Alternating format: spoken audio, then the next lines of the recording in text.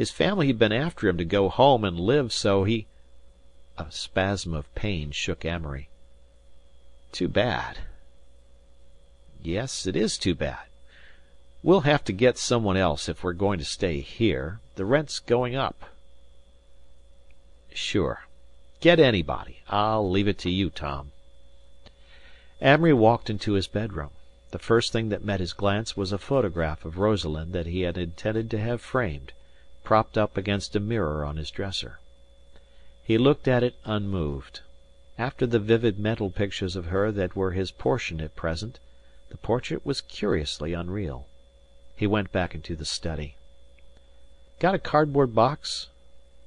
No, answered Tom, puzzled. Why should I have? Oh, yes, there may be one in Alec's room.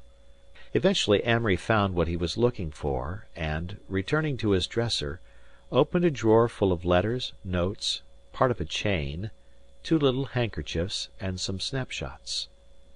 As he transferred them carefully to the box, his mind wandered to some place in a book where the hero, after preserving for a year a cake of his lost love's soap, finally washed his hands with it.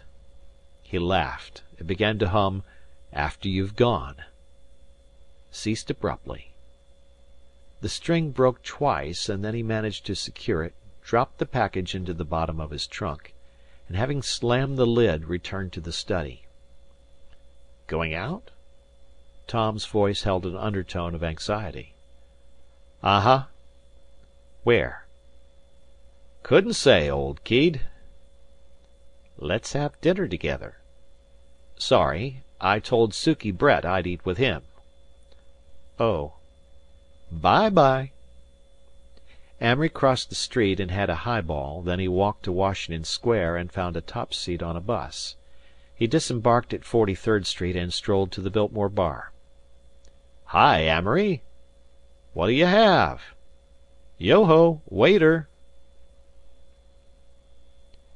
Temperature normal.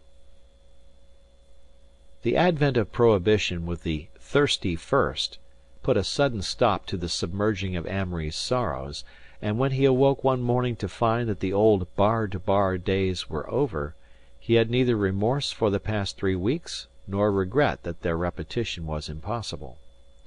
He had taken the most violent, if the weakest, method to shield himself from the stabs of memory, and while it was not a course he would have prescribed for others, he found in the end that it had done its business. He was over the first flush of pain. Don't misunderstand. Amory had loved Rosalind as he would never love another living person. She had taken the first flush of his youth and brought from his unplumbed depths tenderness that had surprised him, gentleness and unselfishness that he had never given to another creature. He had later love affairs, but of a different sort. In those he went back to that, perhaps, more typical frame of mind, in which the girl became the mirror of a mood in him. Rosalind had drawn out what was more than passionate admiration. He had a deep, undying affection for Rosalind.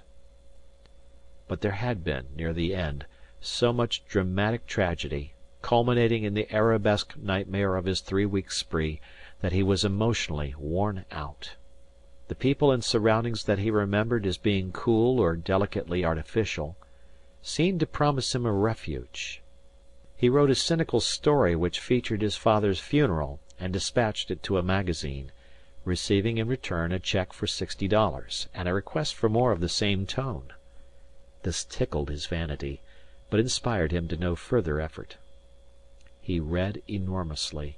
He was puzzled and depressed by A Portrait of the Artist as a Young Man, intensely interested by Joan and Peter and The Undying Fire, and rather surprised by his discovery through a critic named Mencken of several excellent American novels, Vandover and the Brute, The Damnation of Theron Ware, and Jenny Gerhardt.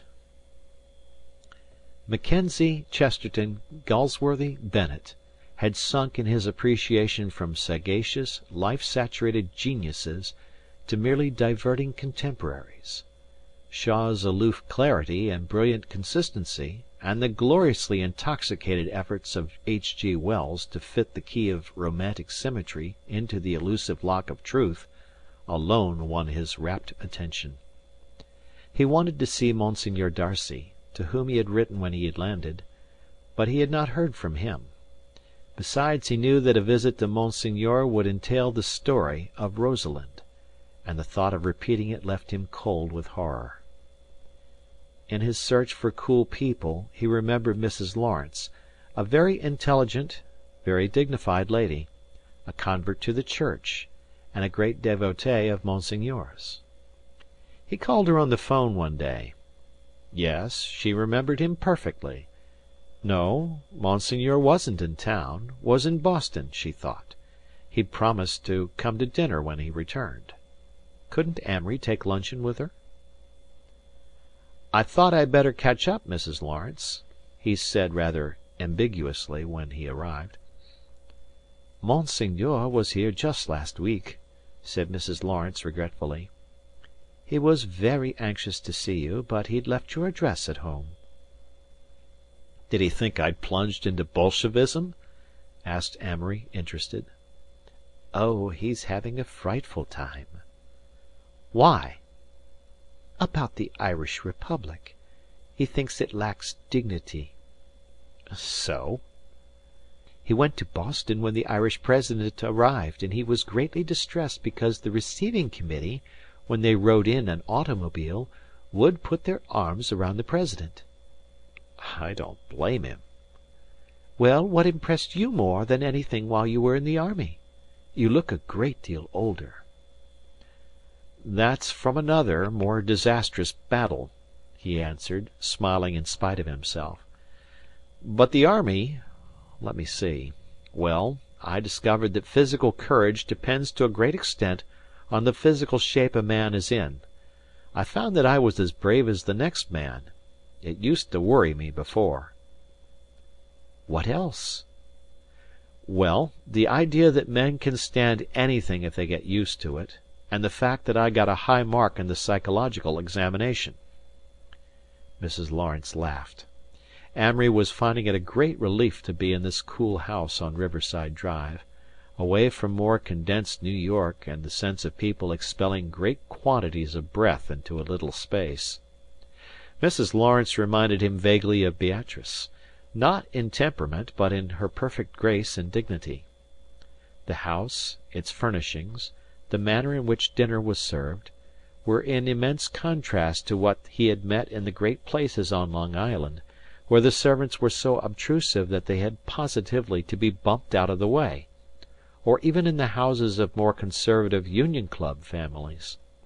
He wondered if this air of symmetrical restraint, this grace, which he felt was continental, was distilled through Mrs. Lawrence's New England ancestry, or acquired in long residence in Italy and Spain. 2 glasses of Sauterne at luncheon loosened his tongue, and he talked with what he felt was something of his old charm, of religion and literature, and the menacing phenomena of the social order. Mrs. Lawrence was ostensibly pleased with him, and her interest was especially in his mind. He wanted people to like his mind again. After a while it might be such a nice place in which to live. "Monsieur Darcy still thinks that you're his reincarnation, that your faith will eventually clarify." "Perhaps," he assented. "I'm rather pagan at present. It's just that religion doesn't seem to have the slightest bearing on life at my age." When he left her house he walked down Riverside Drive with a feeling of satisfaction. It was amusing to discuss again such subjects as this young poet, Stephen Vincent Benet, or the Irish Republic.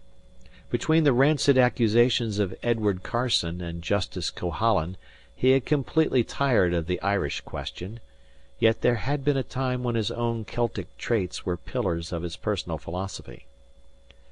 There seemed suddenly to be much left in life, if only this revival of old interests did not mean that he was backing away from it again, backing away from life itself. End of this part of this chapter.